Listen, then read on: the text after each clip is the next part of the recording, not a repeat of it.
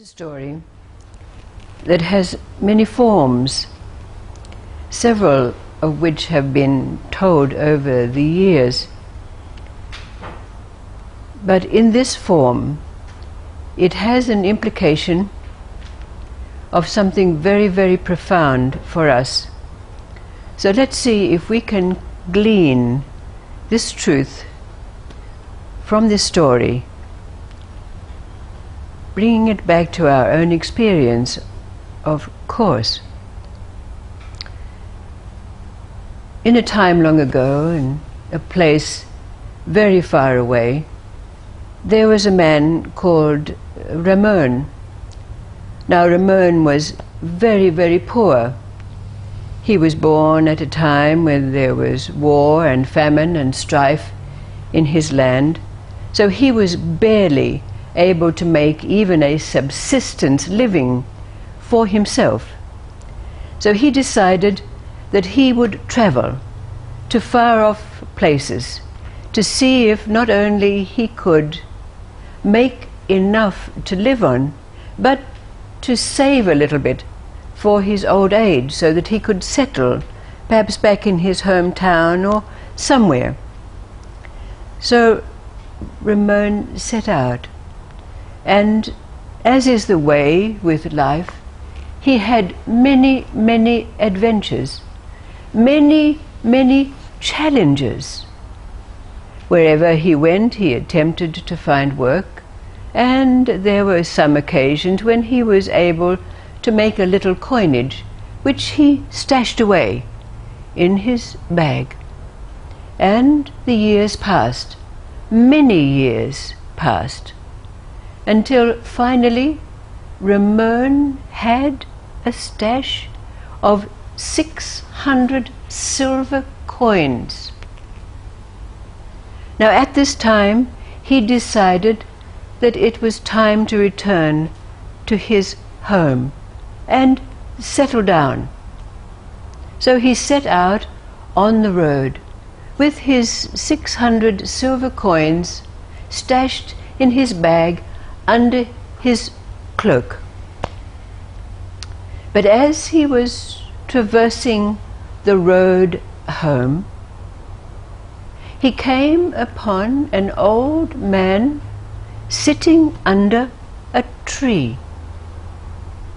Now when Ramone saw this old man, he could not help but be drawn to him.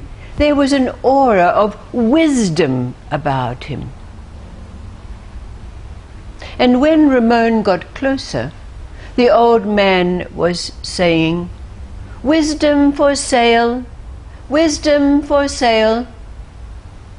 So Ramone went over to the old man, who looked up at him and said, "For 200 silver coins I will give you 5 words." Well, without even hardly pausing, Ramone took out of his stash the 200 silver coins and gave it to the old man, who said, "A boulder is not safe." So Ramone went off down the road, scratching his head, wondering what these words of wisdom meant. But as he was walking along, he came to a group of travelers who were obviously merchants of some kind or traders of some kind, who were going in the same direction as what he was.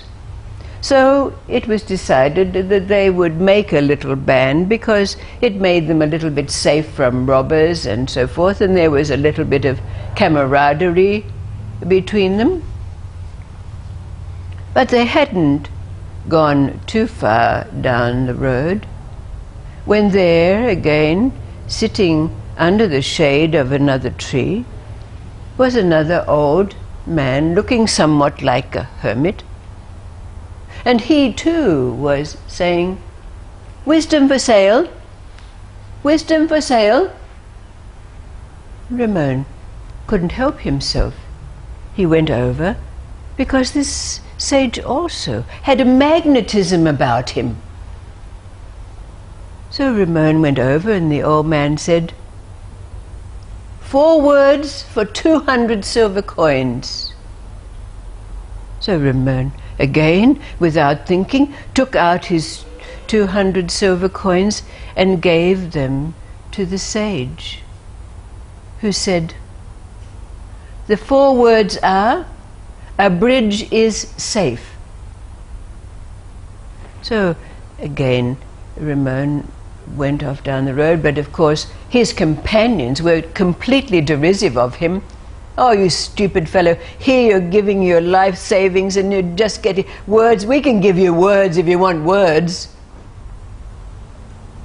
But Ramone was quite satisfied, although he was scratching his head as to what the meaning of these 4 words were.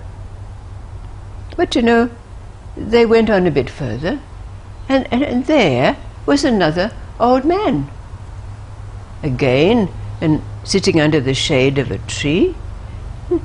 Again that magnetism that drew Ramone to him, and the same scenario took place. Wisdom for sale.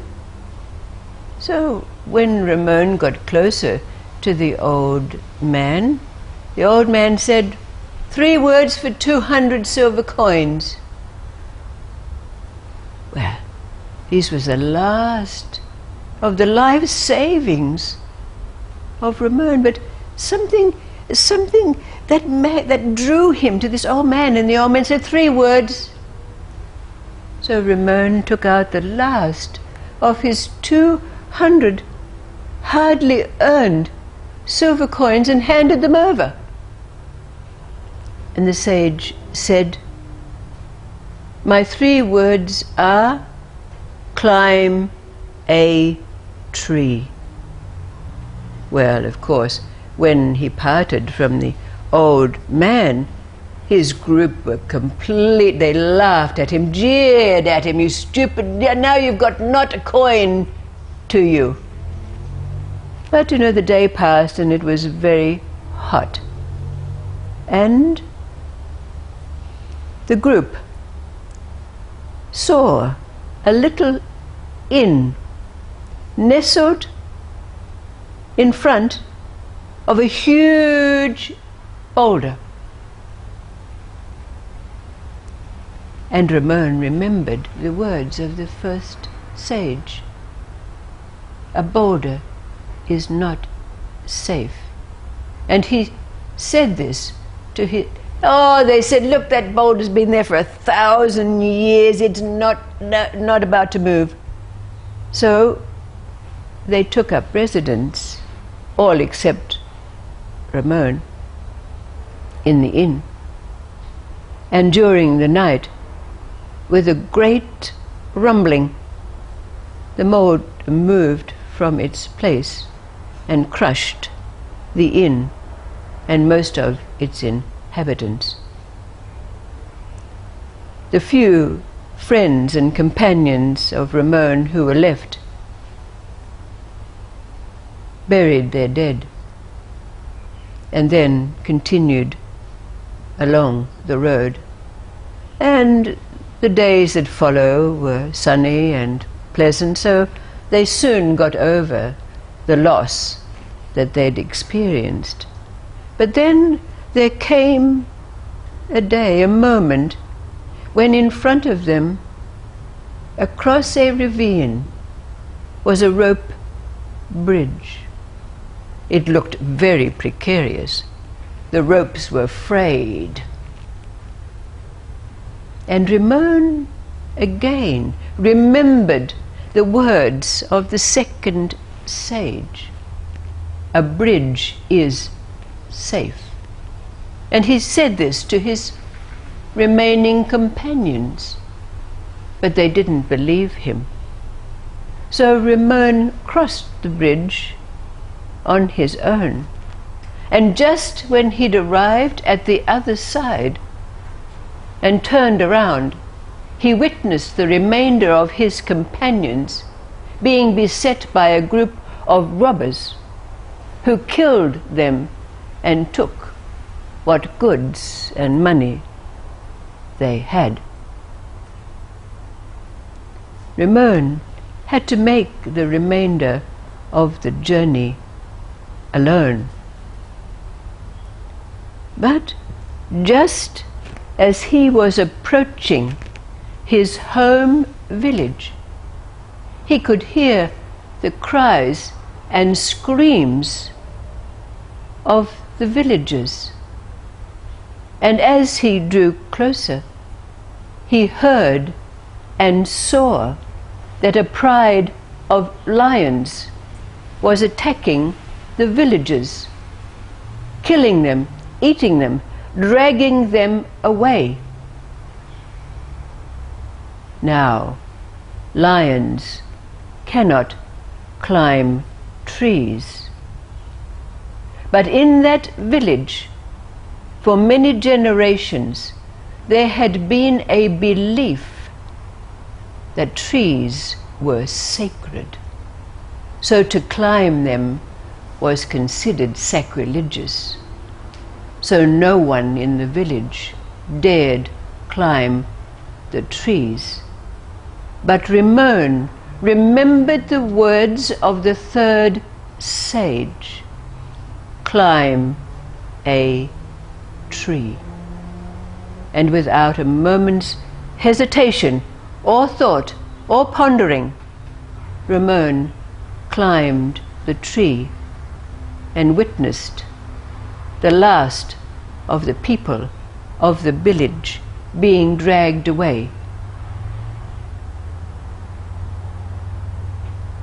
Ramone, sitting in that tree, looked around at his surroundings, and there, in the branches of the tree,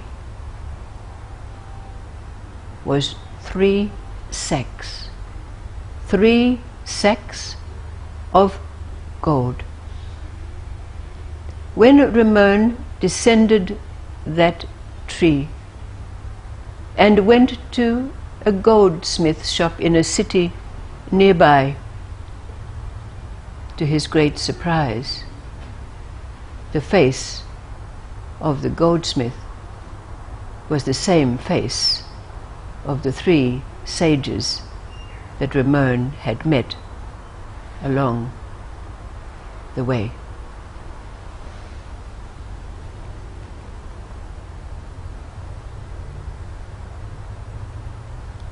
What is the profound implication of this story for us? What's your experience of the spiritual path? What is this place you've arrived at now? How does this story relate to your journey and the truth, the realization that may have arisen from your journey?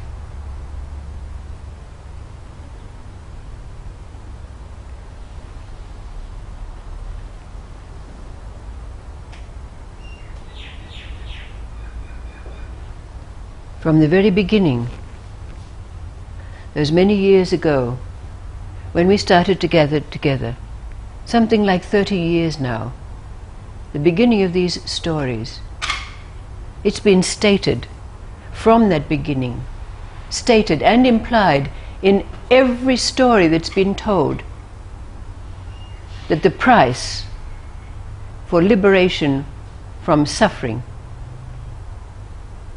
the realization of God, immortality, the end to the wheel of births and deaths, whatever name one would like to call it, is everything. Not just the relinquishing of our egos, not just the giving up of our attachment to our families, our goods, our possessions, our bodies, but the giving up of our dreams and aspirations also. Is that all? Can we sum that up as everything? Or is there more after that? Where are you with this? When you look back on your spiritual life, has it been one of acquiring? Sure, we get a little bit of knowledge. But basically, what's it been? Giving up, stripping off, surrendering, in whatever way it's been, or experienced by whatever words we can give it. It's that everything, whether we give it freely or it's taken away from us. Isn't that what's happened for us? But are you still asking, is there more to go? Is there more that I have to give up? And I tell you, there is. Because we can empty the vessel, we can scrape it clean, but then the vessel has to go. What does that mean? What does it mean in the beginning when we say, I offer my body, my mind, and my soul? What does it mean? And we know what it means to give up our body and our mind. But what is this soul that has to be relinquished, given up? What is it? Look for it. Find it. And then we'll know what it means by everything. And until we reach that moment where we can honestly and unequivocally say, I've given my body, my mind, and my soul, then we've not finished. We still have more to do. Still have a ways to go. But look at this story. What does it say to us?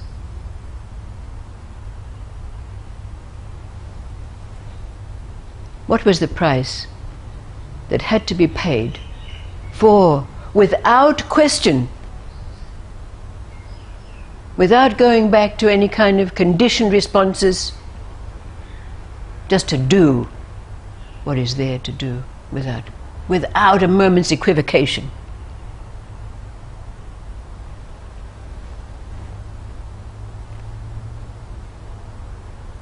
Thank you.